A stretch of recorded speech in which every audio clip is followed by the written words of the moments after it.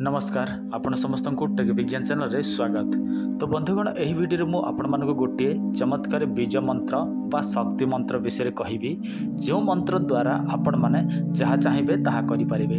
देखंतु यह गोटे शक्ति मंत्र बा बीज मंत्र तेणु आपण माने यह द्वारा असाध्य को मध्य सुसाध्य करि परिबे। ए कथा तो आपण माने जानिले। एबे एही मंत्रटी को आपण माने केमिति सिद्धि करिवे, केमिति व्यवहार करिवे, एही मंत्र द्वारा कौन कौन कार्य करि परिबे सबु किछि विवरणी मु आपण मानकु एही वीडियो रे देबाकु जाउछि।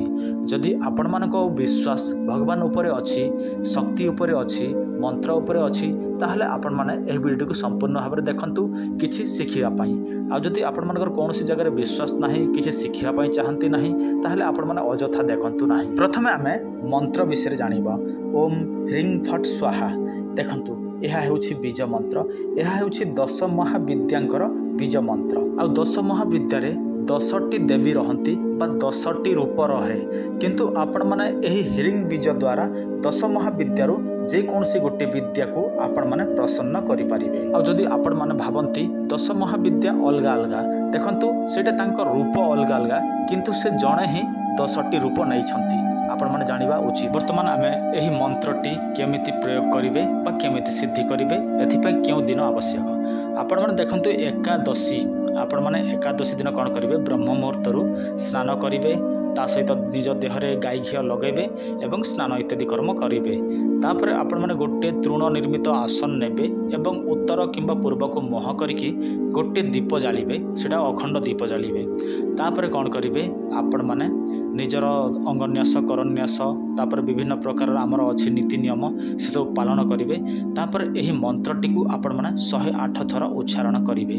तापर आपण माने कौन करिवे, 108 थर उच्चारण कला परे आपण माने गोटे होमकुंड प्रस्तुत करिवे। आ सेही होमकुंड रे 10 प्रकार काठ आपण माने जालिनी भाव में व्यवहार करिवे। तापर आपण माने कौन करिवे, देखंतु आपण मानक गाई घी दरकार पड़िबो आ महू मध्य दरकार पड़िबो। गाई घी महू को दुईटा मिक्स कर देबे। तापर आपण माने एही मंत्र थरे उच्चारण करिवे एवं सेही गाई घी महू जो मिक्स करथिबे सेटा थरे नियारे निक्षेप करिवे। किंतु आपण माने देखंतु एटा एकादशी दिन जोगाड़ करिवे नाही, ता आगरु आपण माने जोगाड़ करिथिबे। केवल आपण माने एकादशी दिन ही प्रयोग करिवे, किंतु आपण माने आगरु जोगाड़ करथिबे। आ जदि सेही दिनटा सेही दिन जोगाड़ करिवे ताहले तो आपण माने ब्रह्म मुहूर्त करि परिबे नाही।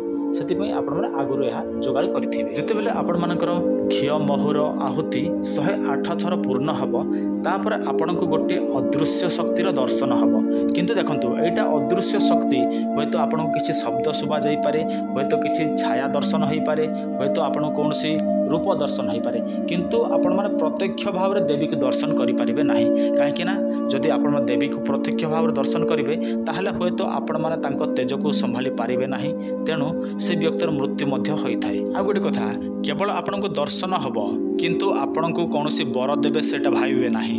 केवल आपण को गोटे छाया हो किंबा रूप हो जहाँ भी गोटे वर्ण हो सेटा देखा जीवो। तापर आपण माने भाबि नेबे जे आपणकर मंत्रटी सिद्धि हो गला।